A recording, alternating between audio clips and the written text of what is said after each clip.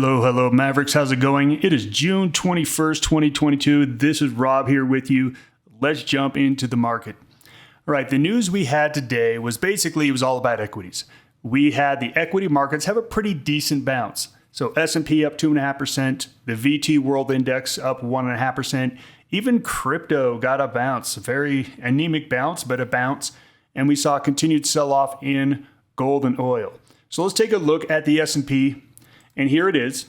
Now, our call over the weekend in our currency room was that we had bottomed, but a bottom doesn't mean a bounce. It doesn't mean like a bounce we got back in March. Even this was a 7% bounce off the bottom. We said we may trade up to this 38.50 area, which, when you take a look at it on a percentage basis, that's still about a 5.5% bounce off the bottom. But in relation to the 15% fall that we had here, it's nothing. We think we stay in this lower area here. However, we do think that a short-term bottom is in the market, and we're likely not going to get lower lows this week, maybe next week, the week after. But for this week, we think it's more of a neutral to risk on environment. If we take a look at the VT had a little bit weaker of a bounce, but it didn't have as big of a fall. So we still think that, yes, we could trade up to this 87, no problem. And we think we are likely stuck in this base area. Now, look, crypto's had a bounce today, but boy, it wasn't a good one. It wasn't a good one at all. And this is why we have been so bearish over the past 2 months, is that whenever crypto gets killed and it finally bottoms out, it doesn't bounce. It just bases. This is what the weakest positions do, is they base. So cryptos, look, if you're in there trying to play for a scalp, I don't see the reason why, because the spreads are so wide. But if you are, okay, I still think you want to be leaning on the long side, but you want to be short term because these rallies are falling apart all the time. So if we take a look at where we were, we had a +2 on the weekly outlook, meaning we thought we were going to see a little bit of a bounce off the bottom. Understand, we just got a 2% move up today. So if our thought was we were going to get a 2 to 3% rally this week off the bottom, we already got 2% of that. There's really not a whole lot left. So I downgraded it from +2 to +1, meaning that there's really not going to be a real strong push in the equity markets. Let's take a look at what we have left on the calendar here over the next 24 hours. We got Canadian retail sales today, much better than expected. Tomorrow, we get CPIs out of both the UK and Canada.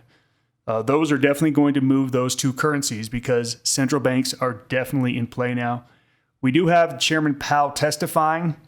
You know what? This has been something I've in the past told you don't worry about.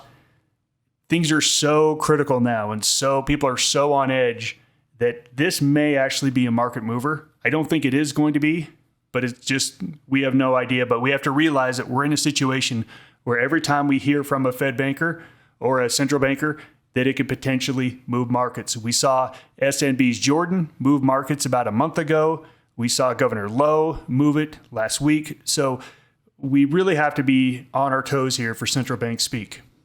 So let's take a look at the currencies one by one.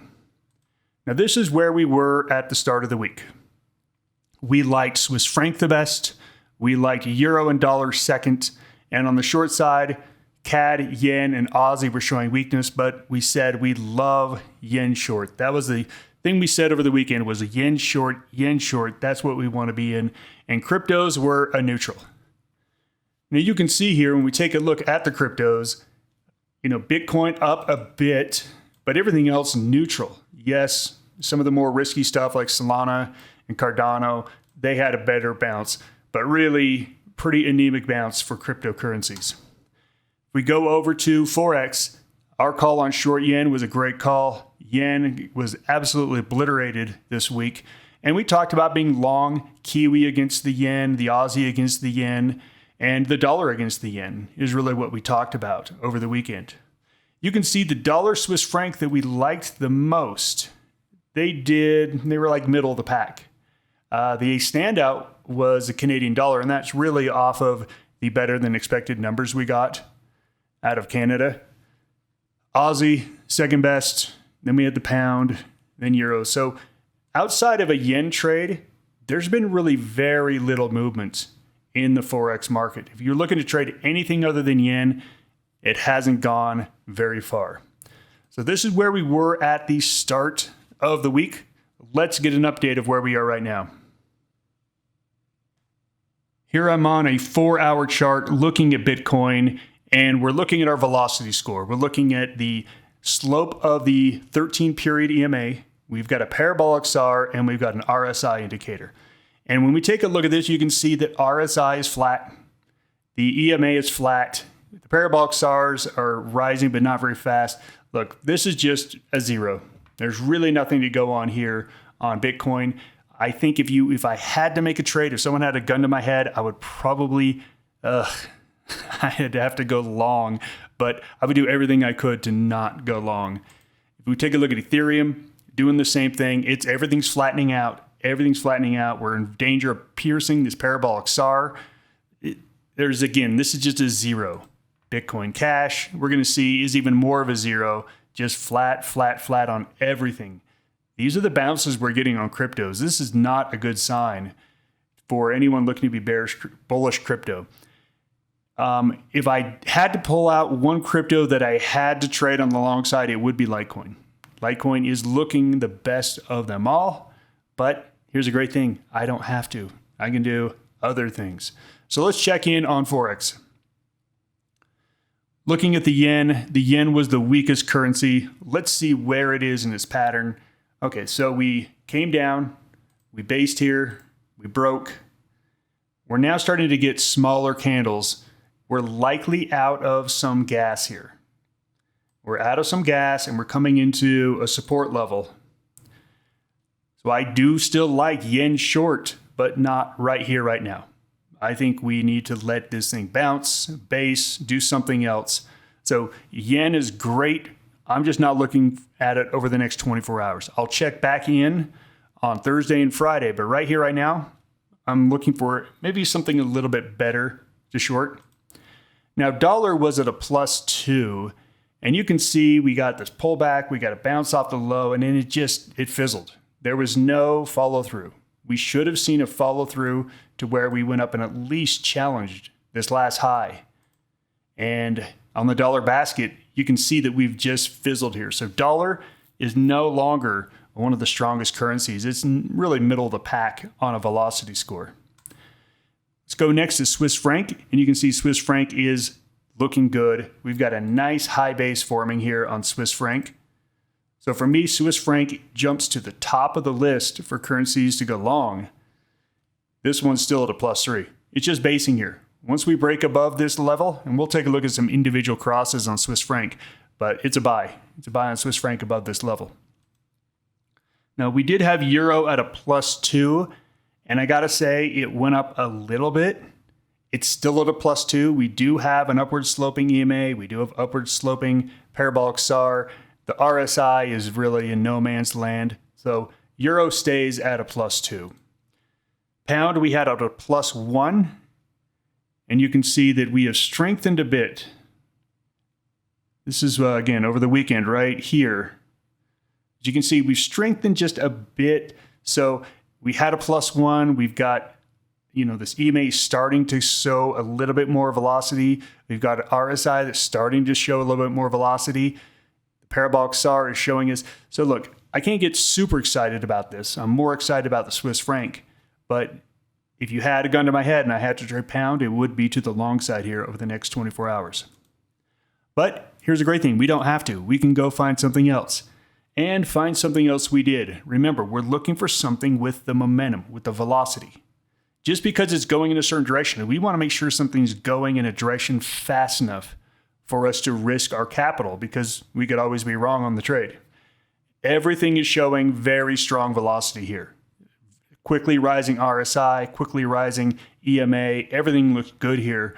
The only question is, where do you look to enter this? We don't really have any resistance until up here. So I think CAD, if you had to make a trade right here, right now, I think CAD is likely the one to make as you wait for the Swiss franc to break out. Aussie is fairly disappointing. Aussie was at a -2. And you can see that we've flattened out. We have pierced above the parabolic SAR. The RSI is showing a little bit of signs of life, peaking up above 50, but you can't get excited about Aussie. It's basically at a 0 or a +1. Now, Kiwi was a currency that I liked going into the week. And you can see the Kiwi is actually looking pretty good here. So Kiwi wants to, again, it's not rising fast. We've got a little top right here. Once we can break through that, I think we've got a nice run brewing on Kiwi, but it's not ready right here, right now. So I think we are on hold on the Kiwi.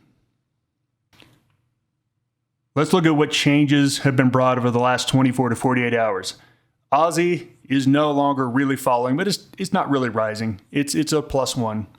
We could wait for this to become a +2, and then it would become more interesting, but we're going to have to wait on that. Pound has actually come into a +2. I think you can now start looking at potential pound trades on the long side. Dollar has fallen out. It did not have any follow through to that move, so we're bringing dollar off the table and saying, hey, you know what? You're back on the shelf. We'll check in on you later. And CAD, big jump on CAD. So here we are. This is the trade here. CAD Swiss franc against yen. Pound euro against yen. Now here's the problem. Yen had a big fall. And whenever something has a big fall, we always like to wait for a little bit of a bounce or a base to sell into.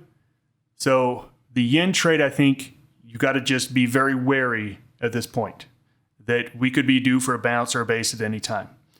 If you had to make a trade outside of that, I think you got to pair up CAD and Swiss franc against stuff like Aussie, dollar, and Kiwi. I think those are the next weakest currencies. But let's take a look at a couple of those charts and look for some possible trades. I do want to go through Swiss franc yen and CAD yen and really just talk about some points. Now, if you take a look at Swiss franc yen has broken out.